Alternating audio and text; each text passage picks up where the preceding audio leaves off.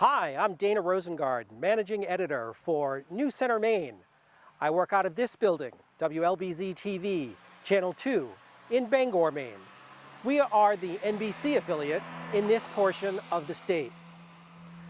We are a sister to station WCSH-TV, Channel 6, in Portland, Maine, the NBC affiliate based there.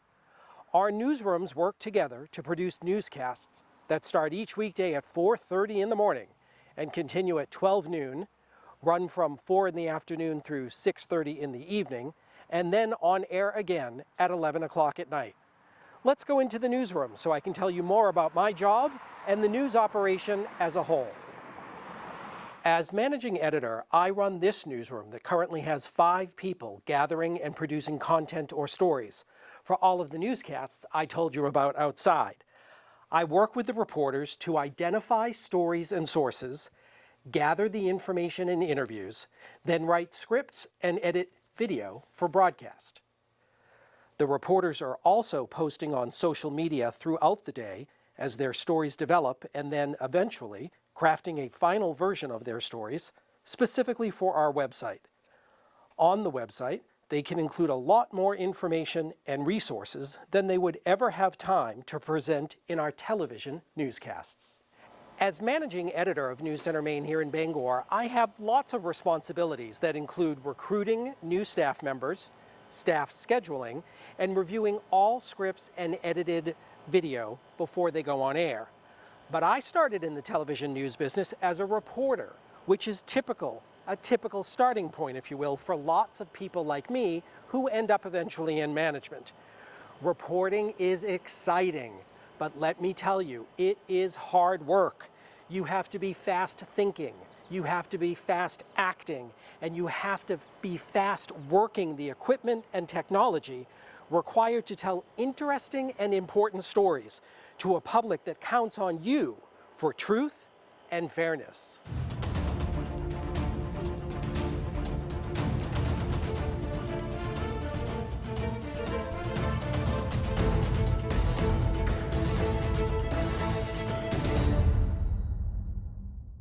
Being a television reporter is not about being on TV.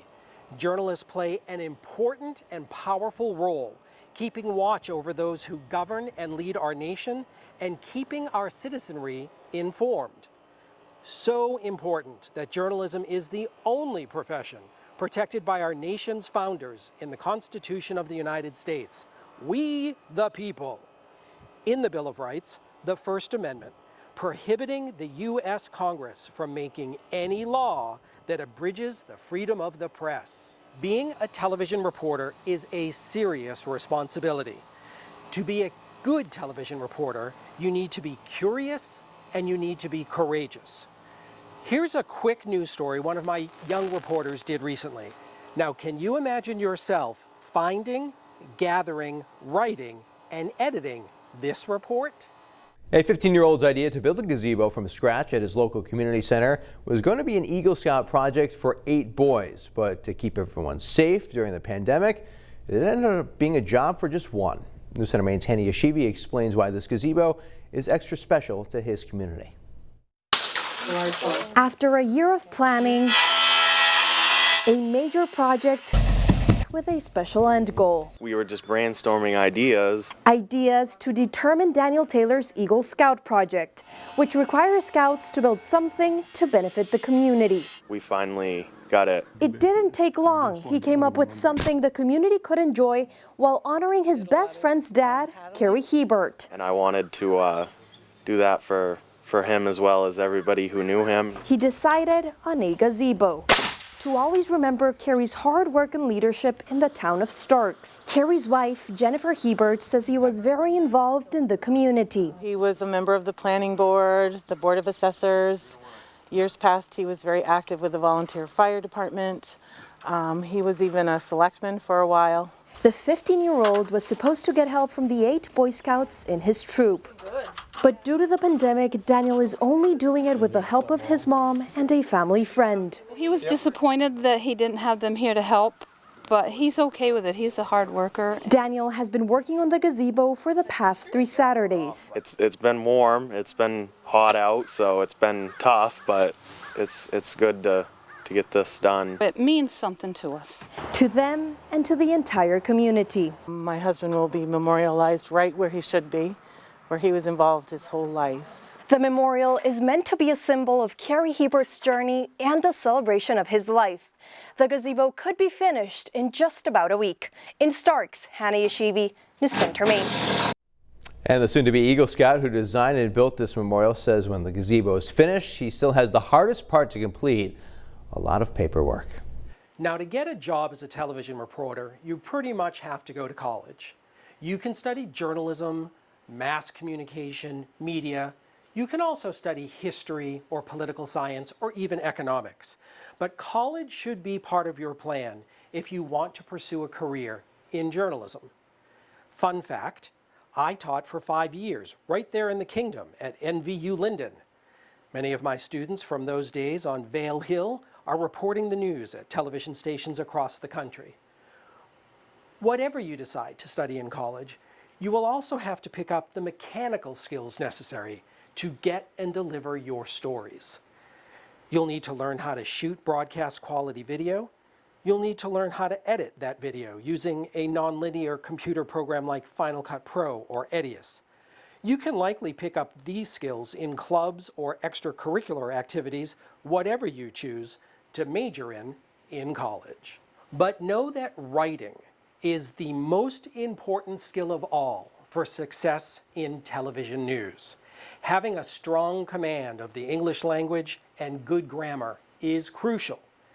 Here's another example of a typical news story you might do at your first job at a TV news station.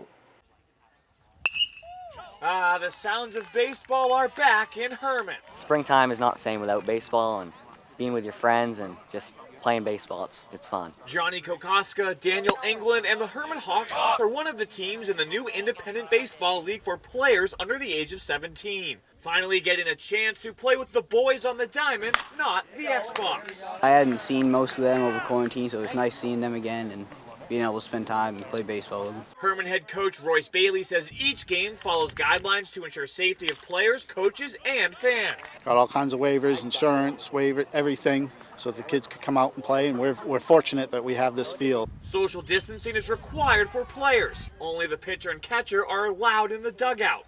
And required for fans like Linda Hodgins. I'm so glad that the boys are able to do this. Watching her grandson Andrew on the Riverhawks team and keeping stats after every pitch. And I've been doing it in basketball for them and baseball as well. The league is trying to recreate the lost high school season. Doubleheaders on the weekend, 1 game during the week, total of 16 games. The league is also helping prepare players for the next high school season, whenever that may be. Well, we don't know what the next season will be yet. Could be football.